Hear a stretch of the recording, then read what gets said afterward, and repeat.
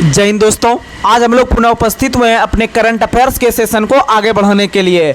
आप लोग current affairs को भी उसी तरह से आप लोग कवर कीजिए जिस तरह से आप लोग लुसेंट सीरीज और जो बिहार पुलिस के सेशन को या जिस तरह से हम लोग मिक्स क्वेश्चन करते हैं, आप लोग उसी तरह से करंट अफेयर्स के लिए भी आप लोग नोट्स बनाते हुए चलिए, जिससे कि आपको बहुत ही फायदा करेगा। आप लोग इतना अच्छा से पढ़िए, इतना अच्छा से पढ़िए, बार बार बताते हैं, इतना मेहनत कीजिए, कम से कम 8 से 10 घंटा आप डेली मेहनत कीजिए, क्योंकि बेरोजगारी का जो दर है आपका इंडिया के अंदर में वह अपने चरमोत्कर्ष पर है और लगातार अब आपका चुनाव खत्म हो गया है और आगे जो बिहार से संबंध रख रहे हैं आराम से वहां पर वैकेंसी वगैरह आ गई है और आगे भी बहुत सारा आएगी वैकेंसी। आप लोग लगातार मेहनत कीजिए, आपका सिलेक्शन होगा, क्योंकि अगर मौका निकल जाएगा हाथ से तो फिर बहुत बड़ी दिक्कत है। इसीलिए आप लोग मेहनत कीजिए और सोचिए कि हमको इस बार एक सीट पक्का लेना है तो लेना है। तो चलिए आज के हम इस करंट अफेयर्स के सेशन को आगे बढ़ाते हैं और ज्यादा नहीं, आपको लगभग 12 से 15 मिनट के अंदर आप लोग को लगभग 50 प्रश्न हम करेंगे, जिसमें से आपको 20 से 25 प्रश्न जो रहेगा पीछे का रहेगा और जो 25 प्रश्न रहेगा वह लगभग नया प्रश्न करेंगे, जो कि आप लोग को टेलीग्राम चैनल पर हम लोग जो है कि दिन में लगभग 1 से 2 बजे के लगभग 2 बजते बजते आप लोग को अपलोड कर देते हैं। आप लोग जो है कि वहां से भी नोट कर सकते हैं और यहां से अभी हम जो है कि आपको वही प्रश्न को यहां वीडियो के माध्यम से करवाने का प्रयास करते हैं और सभी प्रश्न अपने आप में एक दमदार प्रश्न है। आप लोग ध्यान से सुनने का प्रयास कीजिएगा। और हम लोग स्पीडी हो गया और एडिटोरिया हो गया, ये दोनों बुक भी हम लोग करंट अफेयर्स में करवाएंगे और साथ ही एडिटोरिया का बिहार पुलिस का जो सेट आता है उसका और बिहार एसआई का और सीजीएल 4 का हम लोग एडिटोरिया का भी क्वेश्चन करवाएंगे एक एक करके। आप लोग लगातार बनकर रहिएगा, बहुत फायदा होगा। तो चलिए बिना कोई देरी किए हुए हम लोग पहले पीछे का क्वेश्चन कुछ रिवीजन कर लेते हैं, जो कि पिछले दिनों हम लोग किए थे, उसके बाद फिर हम लोग नए प्रश्न पर चलेंगे। तो आज का पहला सवाल आप लोग को बताना है कि कौन सी राज्य सरकार एंटीबायोटिक दुरुपयोग को नियंत्रित करने के लिए ऑपरेशन अमृत शुरू करेगी। तो ऑपरेशन अमृत जो शुरू करेगी, यानी आपको बताए थे हम एंटीबायोटिक खाने से ज्यादा हानि होता है, यानी जो ज्यादा पढ़ा लिखा आदमी रहता है वो एंटीबायोटिक का यूज नहीं करता है, इसका मतलब केरल ने शुरू किया होगा।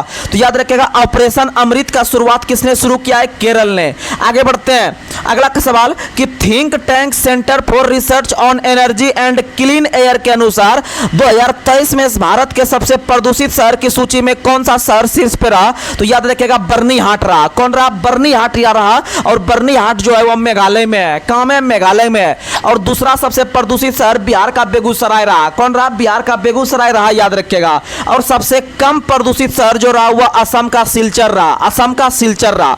आगे बढ़ते हैं, अगला सवाल, आयुष मंत्री सर्बानंद सोनोवाल के द्वारा 12 जनवरी 2024 को क्षेत्र होम्योपैथी अनुसंधान संस्थान और एकीकृत आयुष कल्याण केंद्र के अस्थायी परिसर की आधारशिला जो रखी गई है वह कहां रखी गई है? तो गुवाहाटी में। कहां रखी गई है? गुवाहाटी में, याद रखिएगा, बहुत अच्छा सवाल है। अगला सवाल, राष्ट्रपति द्रौपदी मुर्मू ने किस व्यक्ति को तेंजिंग नार्गे राष्ट्रीय साहसिक पुरस्कार, तेंजिंग नार्गे राष्ट्रीय साहसिक पुरस्कार जो दिया वह किस व्यक्ति को? तो सविता कंसवाल को। किसको दिया? सविता कंसवाल को दिया, याद रखिएगा। आगे बढ़ते हैं, किस देश ने ब्रह्मांड घटनाओं का निरीक्षण करने के लिए एक नया उपग्रह आइंस्टीन प्रोब लॉन्च किया? तो आइंस्टीन प्रोब चाइना ने। आइंस्टीन प्रोब किसने लॉन्च किया? चाइना ने लॉन्च किया। अगला क्वेश्चन, कितने लोकसभा सांसदों को संसद रत्न पुरस्कार 2024 मिला? तो संसद रत्न पुरस्कार 2024 जो मिला वो 5 सांसद को। कितने सांसद को? 5 सांसद को, याद रखिएगा। आगे बढ़ते हैं, अगला सवाल आप लोग को बताना है, अखिल भारतीय अभियान हमारा संविधान हमारा सम्मान का आयोजन किसने किया? तो याद रखिएगा उपराष्ट्रपति जगदीप धनखड़ के द्वारा हमारा संविधान हमारा सम्मान योजना शुरू किया। आगे बढ़ते हैं, अगला सवाल, किस बीमा कंपनी ने हाल ही में 2 उत्पाद सरल स्वधन सुप्रीम और स्मार्ट स्वधन सुप्रीम को लॉन्च किया? तो याद रखिएगा एसबीआई लाइफ इंश्योरेंस ने। एसबीआई लाइफ इंश्योरेंस ने। आगे बढ़ते हैं, अगला सवाल, डॉक्टर भीमराव अंबेडकर की विश्व की सबसे ऊंची प्रतिमा का अनावरण किस राज्य सरकार के द्वारा जो है कि विजयवाड़ा में किया गया? याद रखिएगा आंध्र प्रदेश के अंदर विजयवाड़ा है, वहीं पर डॉक्टर भीमराव अंबेडकर की विश्व की सबसे ऊंची प्रतिमा बनी है। आगे बढ़ते हैं, अगला सवाल, कन्वर्सेशन विथ औरंगजेब पुस्तक के लेखक कौन है? तो कन्वर्सेशन विथ औरंगजेब पुस्तक के जो लेखक है वह चारू निवेदिता है। कौन है? चारू निवेदिता है, याद रखिएगा।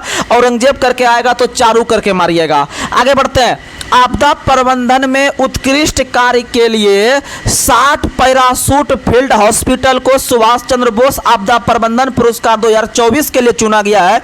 यह किस राज्य में है? तो याद रखिएगा उत्तर प्रदेश में है। कहाँ में है? उत्तर प्रदेश में आपदा प्रबंधन के लिए उत्तर प्रदेश के हॉस्पिटल को चुना गया है, याद रखिएगा, जिसका नाम है 60 पैराशूट फील्ड हॉस्पिटल। आगे बढ़ते हैं। रक्षा मंत्री राजनाथ सिंह द्वारा किए गए नियोजित आकस्मिक भुगतान वाले श्रमिकों के लिए कौन सा बीमा योजना लागू किया है? तो याद रखिएगा बीआरओ यानी बॉर्डर रोड ऑर्गेनाइजेशन यानी सीमा सड़क संगठन, जिसकी स्थापना 1960 में हुआ था। उसमें काम करने वाले मजदूर के लिए याद रखिएगा कि 10 लाख का बीमा योजना जो है कि रक्षा मंत्री राजनाथ सिंह के द्वारा करवाया गया है। आगे बढ़ते हैं। भारतीय सेना दिवस हर साल 15 जनवरी को मनाया जाता है। 2024 में 76वां सेना दिवस जो मनाया गया वो कहां मनाया गया? तो याद रखिएगा लखनऊ में। कहां मनाया गया? लखनऊ में मनाया गया। आगे बढ़ते हैं। अगला सवाल आप लोग को बताना है, स्वच्छ सर्वेक्षण पुरस्कार 2023। स्वच्छ सर्वेक्षण पुरस्कार 2023 में किस राज्य में स्वच्छता के लिए किस राज्य को प्रथम पुरस्कार मिला? तो स्वच्छता के लिए प्रथम पुरस्कार जो मिला है वह महाराष्ट्र को मिला है। राज्य में किसको मिला है? महाराष्ट्र को।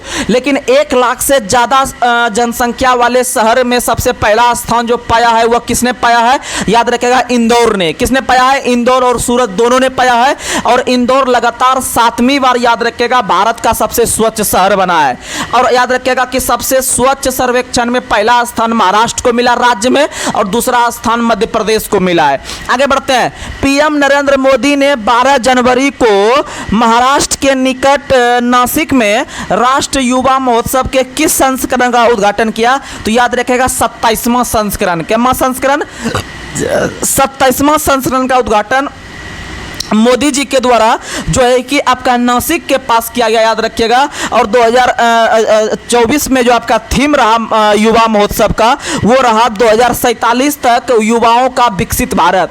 2047 तक युवाओं का विकसित भारत इस बार का थीम है राष्ट्रीय युवा दिवस का, याद रखिएगा, जो कि 12 जनवरी को मनाया जाता है, स्वामी विवेकानंद के जयंती को। आगे बढ़ते हैं। भारत के किस संस्थान के शोधकर्ताओं ने सार्स-कोव-2 सार्स जो वायरस से होता है, सार्स-कोव-2 के वर्तमान उपभेदों के खिलाफ एक गर्म टीका विकसित किया है? तो याद रखिएगा IISc बेंगलोर यानी Indian institute of science Bangalore, याद रखिएगा, एक गर्म टीका विकसित किया है। आगे बढ़ते हैं। ब्लूमबर्ग इमर्जिंग मार्केट स्थानीय मुद्रा सूचकांक में डैश के पूरी तरह से सुलभ मार्ग बॉन्ड शामिल किया है? तो याद रखिएगा ब्लूमबर्ग इमर्जिंग मार्केट ने भारत सरकार के स्थानीय मुद्रा सूचकांक में सुलभ मार्ग बॉन्ड शामिल किया है, याद रखिएगा। अच्छा सवाल है, यानी सुलभ बॉन्ड करके आएगा तो याद रखिएगा भारत सरकार को शामिल किया है। आगे बढ़ते हैं। किस राज्य में पशुपालन विभाग ने पशुओं को शीतलहर से बचाने के लिए एडवाइजरी जारी किया है? तो याद रखिएगा हरियाणा सरकार ने। किसने जारी किया है? हरियाणा सरकार ने। आगे बढ़ते हैं। 10 जनवरी को किस कंपनी के द्वारा निर्मित स्वदेशी दृष्टि 10 स्टार लाइनर मानव रहित हवाई वाहन को भारतीय नौसेना में शामिल किया गया?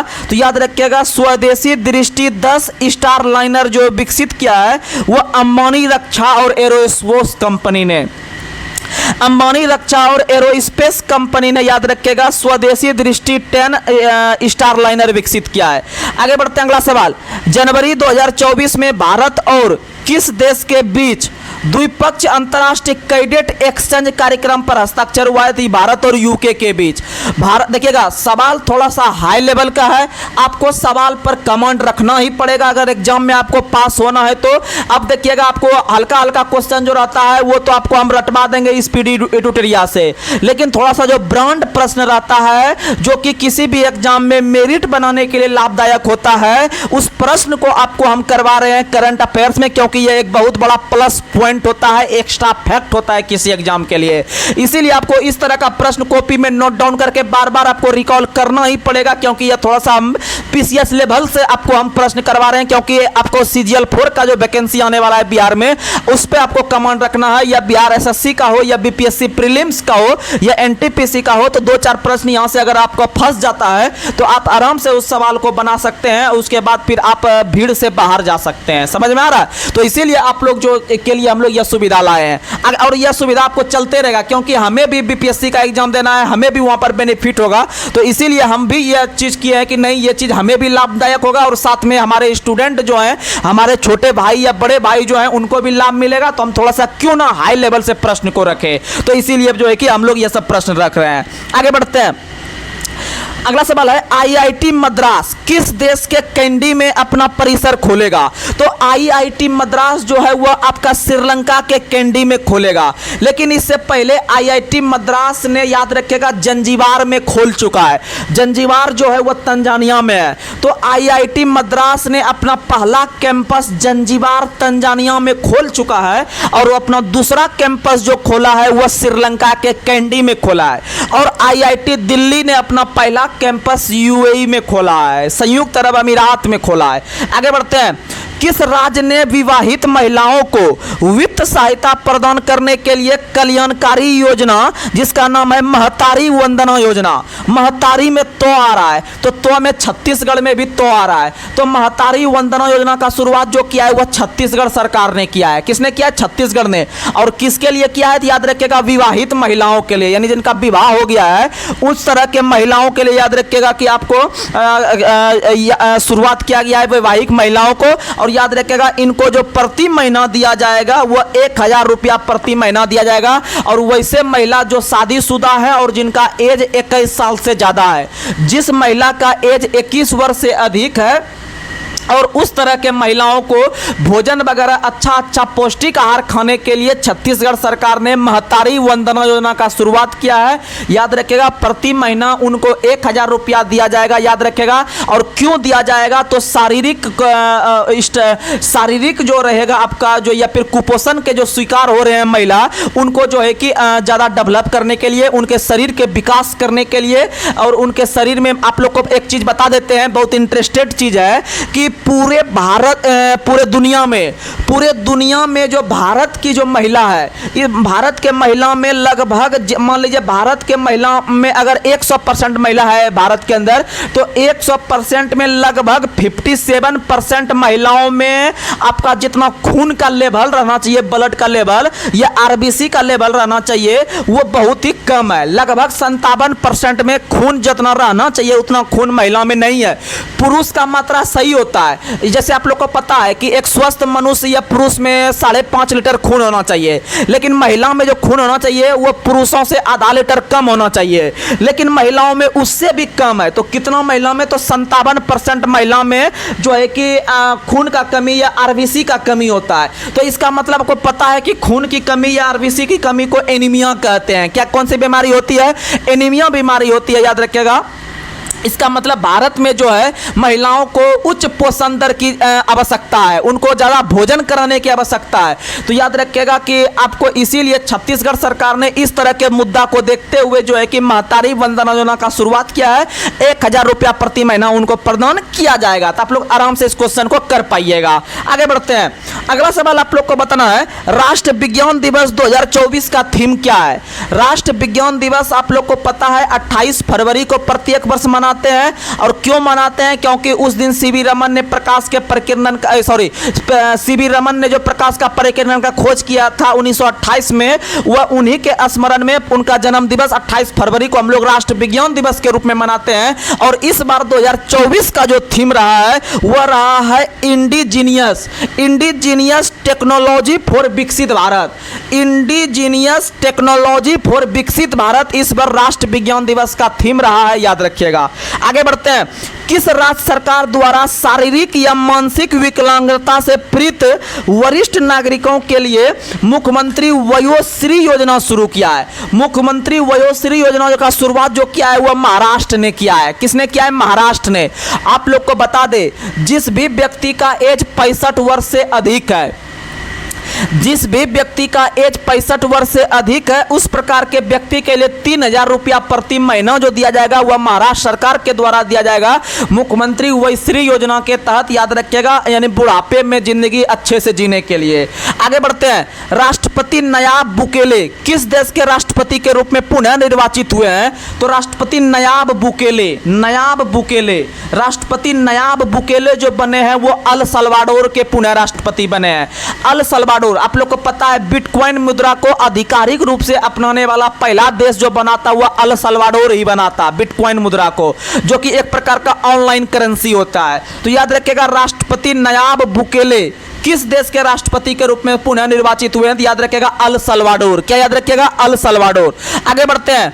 न्यायमूर्ति रितु बहारी ने किस उच्च न्यायालय की पहली महिला मुख्य न्यायाधीश के रूप में शपथ ली है? तो उत्तराखंड। क्या मारिएगा? उत्तराखंड। यानी रितु बहारी पहली उच्च न्यायालय की पहली महिला मुख्य न्यायाधीश बनी है। कहां से? उत्तराखंड से। आगे बढ़ते हैं।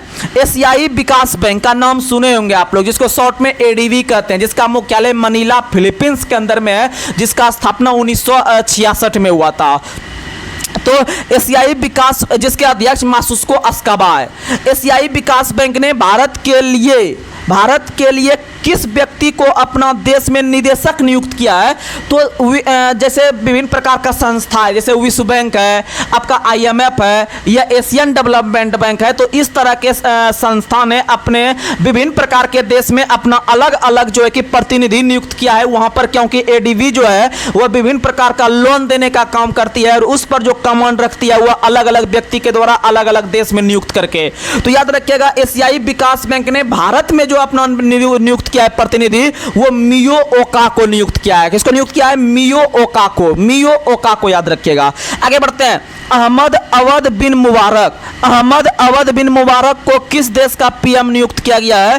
तो अहमद अवध बिन मुबारक जो थे वो यमन के जो है कि प्रधानमंत्री बने हैं। कहां के बने हैं? यमन के। याद रखिएगा अहमद अवध बिन मुबारक को किस देश का पीएम नियुक्त किया गया? याद रखिएगा यमन का। किसका? यमन का। और इनको कुल 83% वोट मिला था। कितना परसेंट मिला था? 83% वोट मिला था, याद रखिएगा। आगे बढ़ते हैं। सरकार ने किस वर्ष तक, या फिर भारत सरकार ने किस वर्ष तक पूरे देश भर में 25,000 जन औषधि खोलने का लक्ष्य रखा है? तो याद रखिएगा भारत सरकार ने 25,000 जन औषधि जो केंद्र खोलने का लक्ष्य रखा है वह मार्च 2026 तक लक्ष्य रखा है। कब रखा है? मार्च 2026 तक लक्ष्य रखा है। आगे बढ़ते हैं। सुरक्षित इंटरनेट दिवस प्रत्येक वर्ष कितने तारीख को मनाते हैं? तो सुरक्षित इंटरनेट दिवस प्रत्येक वर्ष 6 फरवरी को मनाते हैं। कब मनाते हैं? 6 फरवरी को मनाते हैं, आप लोग याद रखिएगा। आगे बढ़ते हैं। महिला जननांग विकृति के विरुद्ध शून्य सहनशीलता का अंतर्राष्ट्रीय दिवस हर साल किस तिथि को मनाते हैं? तो याद रखिएगा यह भी 6 फरवरी को। यानी सुरक्षित इंटरनेट दिवस और महिला जननांग विकृति के विरुद्ध शून्य सहनशीलता का अंतर्राष्ट्रीय दिवस जो मनाते हैं ये दोनों 6 फरवरी को मनाते हैं। दोनों अपने आप में नया क्वेश्चन है, बेहतरीन प्रश्न है। आप लोग इसको कहीं पर गोल घेराव में आप लोग लिख दीजिएगा और आपको जब गोल घेराव में कहीं साइड में लिखिएगा तो उस पे आपका बार बार नजर जाएगा जब कॉपी खोलिएगा, तो इससे आपका दिमाग में फिट हो जाएगा और जब एग्जाम में आएगा तो आराम से मार दीजिएगा, क्योंकि यह थोड़ा क्वेश्चन हटके है। आगे बढ़ते हैं। मीर मोहम्मद फारूक नाजकी का 83 वर्ष की उम्र में निधन हो गया। वह कौन थे? तो याद रखिएगा वह एक कवि थे। क्या थे? कवि थे, याद रखिएगा। और कवि जो थे एक फाड़ू कवि थे। यानी एक कवि कैसे थे? फाड़ू कवि। यानी फाड़ूक करके आएगा तो कवि मारिएगा आंसर। क्या मारिएगा? कवि मारिएगा। आगे बढ़ते हैं। किस राज्य की पुलिस ने स्मार्ट गश्त के लिए सेल्फ बैलेंसिंग ई स्कूटर को अपनाया है? तो याद रखिएगा कि उत्तराखंड पुलिस ने गश्ती करने के लिए, गश्ती जो होता है रात सब में देखते होंगे पुलिस वगैरह पेट्रोलिंग पे घूमते हैं, यानी घूमते हैं किस लिए कि कोई अनहोनी घटना अगर हो रहा है या कोई चोरी अगर हो रहा है चोर के द्वारा या किसी प्रकार का असंवैधानिक काम हो रहा है या असामाजिक काम हो रहा है तो उसको रोकने के लिए पुलिस रात में गश्ती करते हैं गाड़ी से। तो उसमें जो है कि आपका एक ई स्कूटर लॉन्च किया गया है।